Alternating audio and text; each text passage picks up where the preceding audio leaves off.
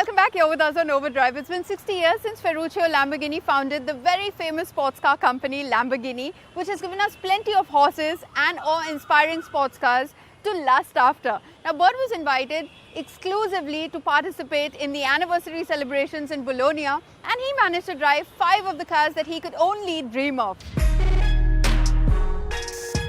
Never in my wildest dreams did I ever think that I'd get an opportunity to drive Lamborghini's Countach.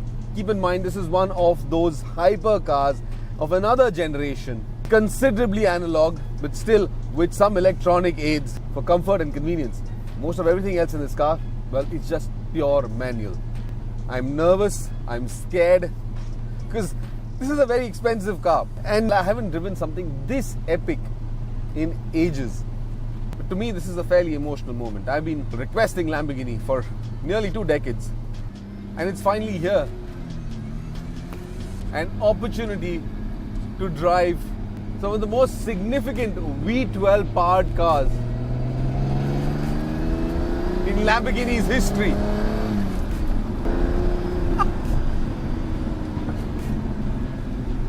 This is epic on another scale entirely.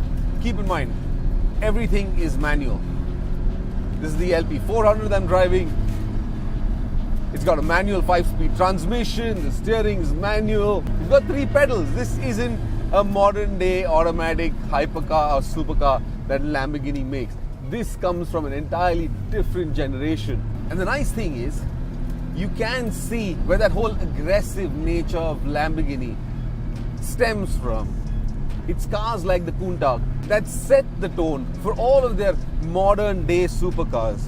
And that aggression hasn't dimmed down at all.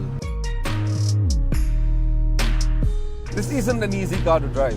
Keep in mind, we're so used to driving automatics these days.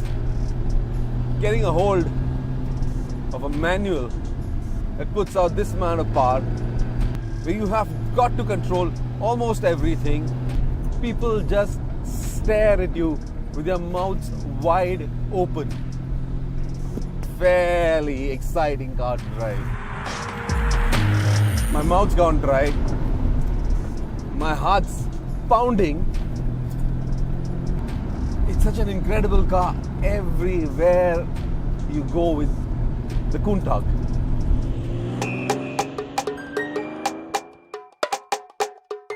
The Miura, as you know it, was effectively the car that put Lamborghini on the map. And to think that Ferruccio Lamborghini, well, may not have necessarily wanted this car. But it was Sanzani, Gandini, Bob Wallace who wanted to build a car that could reflect all the racing that was taking place around Italy at the time. And they did develop the Miura, and Ferruccio Lamborghini signed off on the car and allowed it to get into production. And the rest, as I say, is history.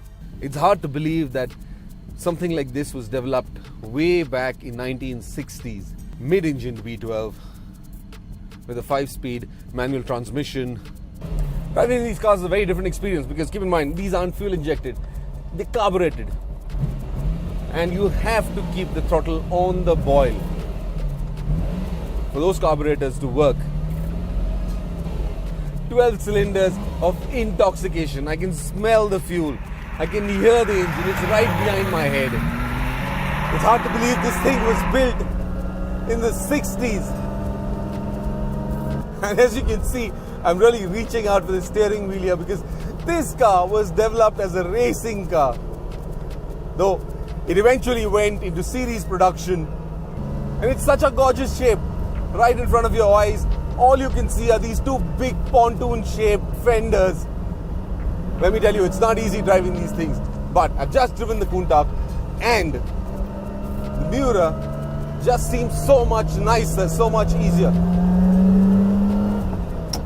You know what's amazing me is that the ride quality on this car is just so magnificent. And today, nearly 70 years after this car was made, it boggles my mind to think just where is Lamborghini headed. I must look stupid because I just can't stop grinning.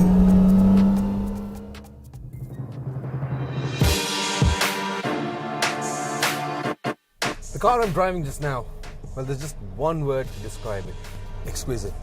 I'm quite surprised why Lamborghini kind of moved away from the Grand Tourer classifications, went more aggressive with their sports cars and hypercars, because the 400 GT that I'm driving just now is probably one of the grandest cars I've ever driven.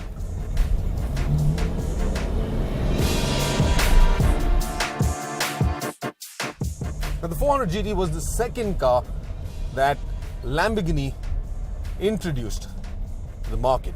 It followed the 350 GT, but continued with more or less the same mechanicals, the same V12 powertrain, the 3.9 litre V12, but was a better car than the 350 GT.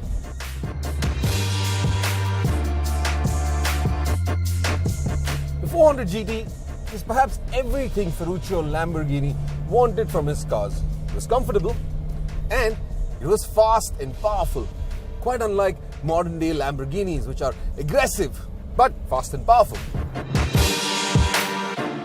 It's hard to imagine something this exquisite was built almost 80 years ago. It had a short production run. It went into production in 1966 and production discontinued in 1968. Roughly about 240 odd units were built of the 400 GT. And today these cars are priceless. But price aside, I'm quite astonished by the elegance, the superb engineering that went into a car of this order way back in the 60s. This is such an effortless car to drive. I could do this day in and day out. We've come down a very, very fast patch of tarmac. Of course, now this is far more twisty. The ride quality, the steering, the response from the engine is just magnificent. We were just barreling down a motorway a few minutes ago, and the 400 GT, well, I clocked about 160 kilometers an hour, and it felt like a Sunday. Smooth, easy, effortless. My God, this car is a gem. Life sure seems great when you can tame all these powerful horses under Lamborghinis, doesn't it? Well, there's more where that came from. We'll take a very quick break here on the show, but coming up on the other side, we will get back to all the anniversary celebrations from Bologna. Stay with us, you're watching Overdrive.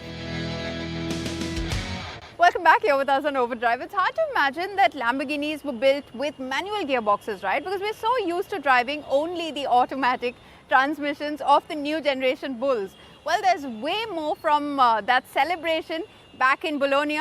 Here's Bert with more.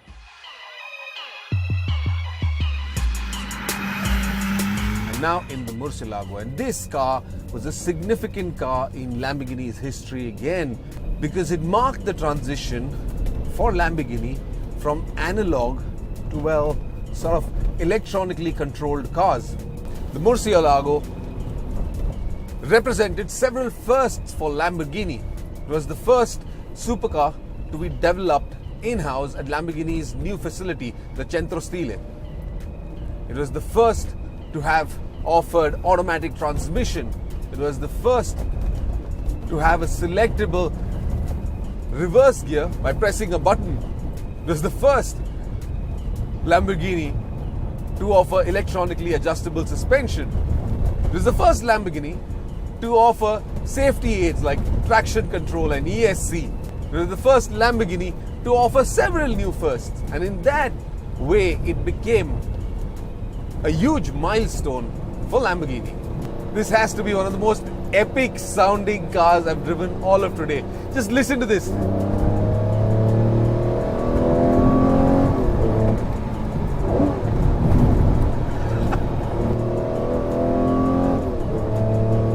And it revs all the way up to 8,500 RPM, which is just incredible.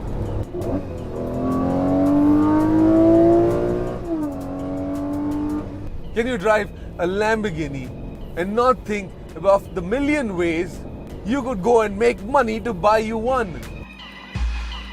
If there was ever a day that felt completely satisfying, this would be it.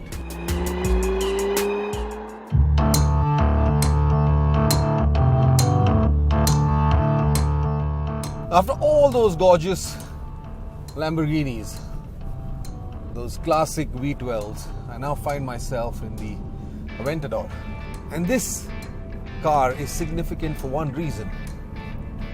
It is the last of the naturally aspirated V12s. The Aventador is the most modern V12 that Lamborghini has built. And it spells all the aggression, all the ferocity, all the pace and the might of Lamborghini's magnificent V12s that they've ever developed. The Aventador's V12 is still very much based on the original V12 design.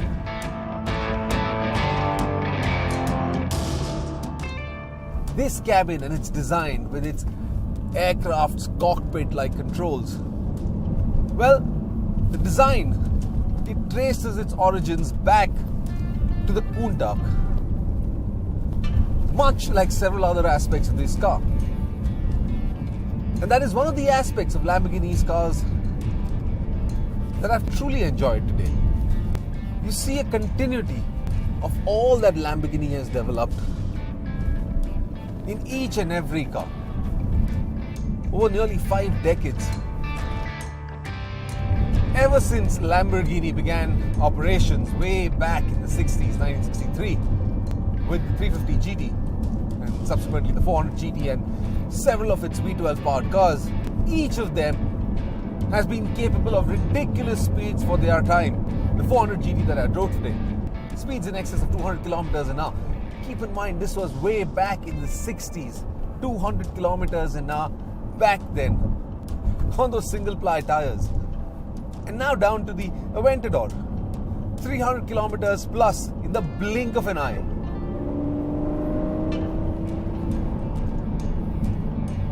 So of the 5 cars that I've driven today, which one would be my favorite? Well, that would be akin to asking me to pick my favorite child. You can't pick one. I'd pick them all. The sweet life of an automotive journalist. Of course, there are plenty of hours that we spend waiting at airports and the long flights, and you're extremely tired at very odd hours, but all of it, when it leads to such sweet rides, definitely makes all of the travel worth it. It's time for us to wrap up this week's edition of Overdrive, but remember, stay in touch with us through Facebook, Twitter as well as YouTube. Until next week then, drive and ride safe.